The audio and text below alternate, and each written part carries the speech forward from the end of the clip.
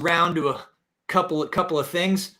Once I started doing the show, I realized, oh wow, this is why people have producers, and there are like 20 people doing jobs Sure. on the sets of shows, because there are so many things that need to happen, and it gets extra weird when Freddie's not here. Oh yeah. So we are currently live, Alex. Sorry. No, it's okay. Just you can do your thing. I'm just gonna go ahead and share this stream. Let's see. We're gonna share it to the story and a bunch of other cool places. Man, that was fun. That was fun. Do you ever get bored of playing guitar that well? It wasn't that well. I wasn't even playing my stuff for 2 months or 3 months or something. I mean, just since the moment when I stuck at home, because it's like, I don't know. I know those songs too well, so there's no need to practice for my own. They're just in your DNA at this point, huh? Yeah, but I mean, I have no fun practicing the same old songs when there's no need to play them live or play them for somebody. So I was doing something else, something different. So okay, it's something that keeps the fire going. Well, hold on. Let me keep sharing this around. I just got 2 more places I got to share this to, and I will. I'm going to follow up with some questions about that, and maybe I don't know who's on. We usually don't have lots of people watching on the podcast, but some of my people might have some questions for you. But I'm going to try something here. Okay, let's try this.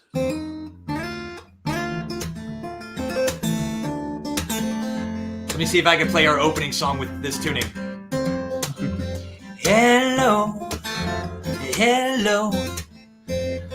welcome to the show. Hello, welcome to the show. There you go. Welcome to the show, ladies and gentlemen. That is me using Alexandr Misko's tuning to try to do it. Well, Alex, thanks a gazillion for coming on and breaking that down. It was expertly done. I think it's so valuable, especially in a context of learning, for someone to understand the components of a song. And it's frankly not every day that somebody gets to hear music composed and played on a guitar like that, number one, but then to have it deconstructed and put back together. It's a very, very, very valuable experience. So thank you for doing that. You. And thank you so much for having me. Man, come on. So a question I have for you regarding composition is, everybody writes differently, and also everybody might write different songs in different ways. Do you have a standard thing, like for you for creation? Have you established like set creative times, or do you wait for inspiration and it all comes at once? Or do you just have a bunch of ideas and you're like, I'm going to tinker with that today? Does it usually start with debate? Like what is the creative process for you, or do you have several of them? Yeah, that's super interesting, because like I guess I haven't been composing for a couple of months now, so it's pretty hard to say what's going on right now, because like this process tends to change from time to time, and I think it's always different. Sometimes it starts from the inspiration, like something that's happens in your life, and then you just sit with your guitar pretentiously playing something, and then the beautiful music comes out. But sometimes it comes from the technique. Like there's so many new techniques to try out, and I don't know, if you enjoy playing them, you start to build riffs around them, and eventually you have a song.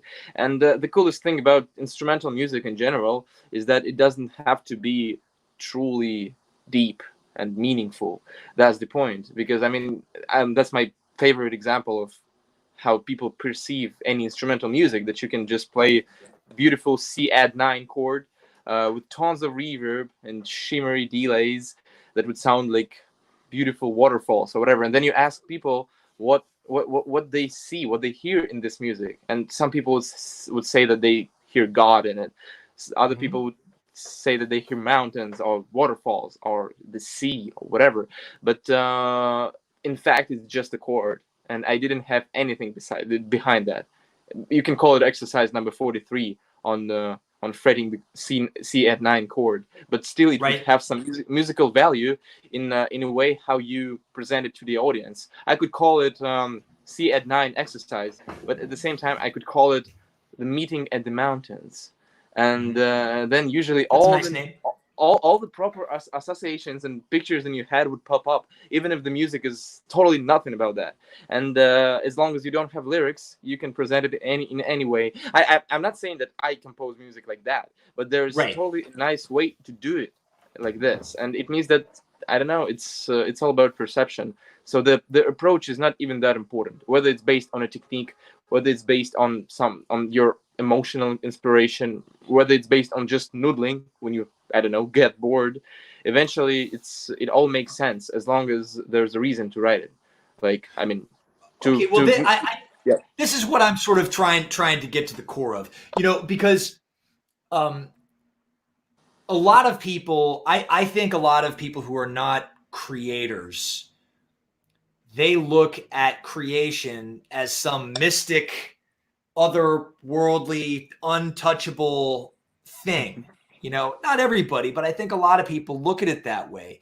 And as I get older, I'm coming to find that a lot of creation is born out of the habit of creating, right? So something I like to repeat often is a conversation I had with my mentor in college. I told you I studied painting and drawing, right? And my mentor, Steve Cope, God bless him, he said, it's better to paint 20 one-hour paintings than one 20-hour painting. Yeah. And what he was basically expressing is that when you get through, you will, going through the process of completion, starting and finishing a work and calling it an end, calling it a finished piece, doing that 20 times, you're going to learn so much more and get much more value out of that than if you just do one 20-hour painting. Not to say that there isn't value in these masterpieces, right?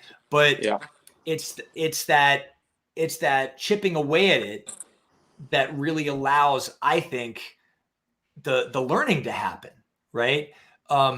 So you've released 3 albums at this point with, I'm not sure how many original songs. Yeah, I guess a lot. Right. So let's call, who knows? Let's call it 30 original songs, right? Yeah. How many songs have you written that we've never heard? Yeah, I guess a lot too. I think much more. Yeah.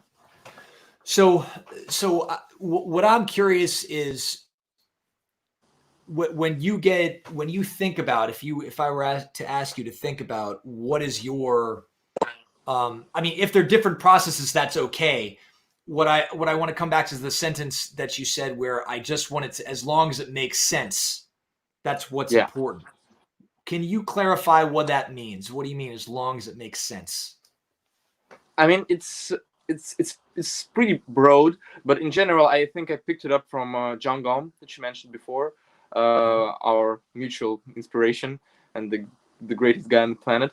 Yeah, I think he said something like, the music doesn't have to be like super pretentious. There just should be a reason behind writing the song, and the reason can be anything. Like, if you want, I mean, it doesn't necessarily have to be like about your breakup with a girlfriend, something that would, I don't know, would make you emotional. It can be something like, if you want to make people dance, if you want to make people laugh, that's a good reason to write a song, even if it's like a stupid, like foolish song. And I can even kind of deepen this idea in a way that as long as it's fun for you to play, then that's a great reason to write a song. As long as you have a sincere joy composing it and putting it together and then listening it together, and you like, yeah, it sounds nice, I like it, I can enjoy it, and maybe some other people would enjoy it as well, so maybe I would just upload it somewhere or whatever. That's a great reason, and it doesn't have to be super pretentious, because that's what I don't really like about some art that doesn't, I mean, most of the art that doesn't have to be pretentious. It can bring people joy without all these fancy names like meeting in the mountain, or like seeing the future, or whatever. Like it can be super simple, but at the same time is much as effective. So I think that's a nice balance that you kind of every artist should find in between being too pretentious and too, I don't know, grounded, if that's the right word to say. Yeah, no, or well, I don't know if pretentious sort of means snobby. I don't know if you want it to come off that way. But by pretentious, I mean, putting more of some deeper meaning to something that doesn't have to have it. Right. Okay, I got you. I mean, that's a really cool perspective, and I think it is a push and pull between those two things. It's if I mean, again, to take John Gum or Don Ross or Thomas Labe or any of the people that we really respect, or our friends, Jackie and Matt and all these guys, if they didn't play it and mean it, we wouldn't enjoy the performance, right? Yeah, sure. So that's got to be there. That's so cool to hear what you think about that. This has been a very interesting time. I'd like to ask you. So you haven't been composing for a couple months, but you have been busy with a particular project. You want to tell us what it is? Yeah, I mean, I wasn't really super busy with some exact project, but I finally got some time to do something that's totally different from what I'm usually doing, because like I started to rap, and it's not like I started to do that like this from nowhere. I've been doing that for years before, but and I was just not on camera. Just not on camera, yeah. Of course, I was just practicing. I know many songs by heart. I was just doing it for fun, and I have always been thinking how cool it would be if I would be able to arrange some rap songs with actual rapping, with proper rapping, not just like rapping for fun, but actually trying to be professional with it as much as I can with my accent and stuff.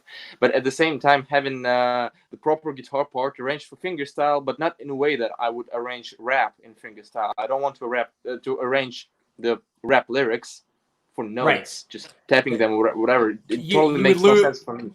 Yeah, well, yeah, I agree. That would, and also in many cases, I don't think there are many dynamics for a lot of rappers. I don't mean all rappers, but there are not as many dynamics in the cadence of the rap. I feel like a lot of the rappers that I admire, the magic is in what they're saying. Like, of course, yeah, and the delivery that way. And also, it's in the flow, but not in the, let's say, emotional screams or whatever. Because I mean, if they would be all emotional and screaming things, it would be easier to arrange because you would have a bigger range of notes that you can choose from. Right. But the dynamic range of notes, it's usually pretty, like they're really not jumping up and down the scale more than a few notes. Yeah, I mean, it's not a singing, so basically there are no notes. I mean, there are some occasional notes here and there, but they're not trying to hit them. So it's like it's super hard to arrange, of course, but at the same, it kind of makes no sense too. So that's what I was trying to achieve at this point. I know that I could rap in some way. I'm not a rapper, and it's not something that I would do professionally. I wouldn't give up guitar for rapping, but it was such a fun experiment, and I kind of was afraid to show it to people because I wasn't thinking I didn't know what to expect. And then I just started to upload some stuff like that on Instagram, just shot with my phone, nothing professional, no studio, no fancy videos or whatever, just some guy sitting on his couch playing the guitar and rapping. And it turned out pretty well. I mean, most of the people enjoyed it, and the Real Slim Shady cover has even got, like, I guess 3 million now on Facebook, which is super cool for just a homemade video with a mobile phone. It wasn't even the perfect take. Like, it was just like a tryout. It was the fact that you did it, man. Like, and so let's be clear, everybody. So far, he has done a cover where he's actually rapping the Real Slim Shady. What else did you do? Yeah, I also did Forgot About Dre, Lose Yourself, Stan, and the next episode. You've done 5 so far, man. So no. Also, I did You Can Touch This by MC Hammer, but it's not it's not an OG, but it's that's back. That's Happy Rap. That's back. That's like right before things went changed. So, a question: Has like, have you heard from anybody from, like, has Eminem, do you know if Eminem's seen it at all? I'm not sure if it's possible to put something in front of the Eminem's eyes. And actually, I just noticed this. I started to think about that more. If it's even possible to bring something like that, even if that's a great cover. I mean, I'm not talking about my stuff. Just in general, Right. like somebody Yeah. does something greatly, and how is it possible? Is it even possible to push something like that to the original artist's eyes if he's like so big? And I think it's impossible because I mean, there are so many people that are my fans. They keep tagging Eminem's page on Instagram like relentlessly, and in fact, I'm so sure that he never really touches his Instagram. There are obviously some other people who do that, and I'm sure they never reply to any messages, to say nothing about some, I don't know, some taggings in the comments. It's like totally makes no Right. sense. So I think the only way how to put that in front of his eyes is to have some like face-to-face connection, or maybe to have a friend who's a friend of him. I mean, just it's Right. all about high-profile connections. So, and I'm totally Okay. fine. I mean, it's not. I'm doing No, that. listen, I know you did it for fun. I Yeah, just, of course. Yeah, that's the point. Yeah. I would lose my mind for you if I ever found out there was acknowledgement on that. It's really I mean, cool, man. I would be happy, but it's not. I mean, it's not about this. It's just for fun. So it's like, I don't know. I don't care. Well, that's so great, Alex. I'm really happy. I'm really happy that you did that, because I think also when that just sounds like a fun little thing you might want to add to your show as an encore. Or maybe not even as an encore. It could be just a surprising like act in the middle of the show from out of nowhere.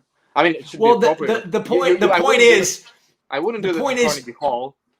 you should listen. You've got 5 different songs that could end, that are now new set enders or encores. Like, so you just added a really great dynamic range to what you are, able to pick and choose. Because, like, I mean, with your songs, the 30 original songs, plus all the gazillion covers that you've slayed, you've got, I mean, your show's like, you're close to getting into Fish territory. You're close to being able to do like a few shows where you never repeat if you wanted to. Yeah, I mean, that would be fun. But yeah, I mean, and the reason why I was doing that, talking about the projects, is just because I got stuck at home and I wasn't expecting everything to happen like that. Because I mean, it wasn't easy to to escape from America in March, but I did that just before all the flights got canceled and such. And then the quarantine hit in Russia as well. So it's like, and the show started to get canceled for everybody. So it's not about me. It's about all my guitar friends. It's about all the bands that we follow. It's about all the industry in general, and not even about only music industry. Like, everybody has suffered so far. What would you have done? What would you have done if you were stuck in America? Do you know where you would have stayed? I mean, what was the last city you were in? I think that was the state is Buffalo. I don't remember the city. Buffalo, New York. You were in New York. The state was New York. No. You were in Buffalo. There's no state right. called Buffalo. I can promise you that. Oh, sorry. Okay. Yeah, I know. So you were in Buffalo, New York. You would have been stuck in Buffalo, New York, fam. And you hate the cold. Oh my goodness. Oh yeah, it's pretty cold there. It's because it's close to Canada. Yeah, man. It's good you got out when you did. Yeah, but actually, my friend Mark Grover helped me a lot. He's the great guy who does most of the transcriptions for fingerstyle players that you see around now. Mark's a champ. He is the guy. He's the guy, and he was kind enough to get me a place at his house for a couple of days while I was waiting for my rescheduled flight. That's nice. How's Mark doing? I think he's good. Yeah, he helped me with a couple of transcriptions, so we started to work together, thankfully. Oh, great. After all these years, yeah. That's so cool, man. Well, geez, Alex. Well, listen, man, I just want to tell you, it really means a lot to me to be able to have you on, like, that you would even think about coming on a kid show and sharing your talent and explain it in a way that's approachable for young people. You're just such an inspiring person to see in the world. And I love, it's been a lot of fun for me. I don't know if it's 2 or 3 years we've known each other, but it's been a lot of fun for me. 3 years, man. No, it's been 3 years, 2018, 19, 20. It's been 3 years. It's been so much fun watching, knowing you, getting to know you better, and then just watching everything happen with you. And your last album was just a huge, it was a huge jump for me in my mind. I think I've told you, but you are on regular car play with my kids. That's it's awesome. a regular thing. So, and a nice thing is that, my kids, they don't just listen to your standard ginkly dinkly dink-a-doo, skim-a-rinky boo. They don't listen to that kind of kids music, or not really. They listen to the music that Papa listens to. And it's really cool that they request some of these people that I know, but it's also cool to see the songs that they request of yours. We're all of us, especially my daughter and I, we're really big fans of, I think it's Eventide Lullaby and Panda. Oh yeah. Just fantastic songs. I think huge jumps for you, and it's lovely, man. It's just lovely. So, I can't wait till your next burst of inspiration for writing, because it's just what you're doing is great. Yeah, thank you so much. And actually, yeah, it's a great pleasure to spend some time with you in this way, and to actually show something that I can, that I have fun with, for all the people that that watch your show. So I think we just got to do it again, maybe with some other things that I can show, because I hate those lags in the first half of it.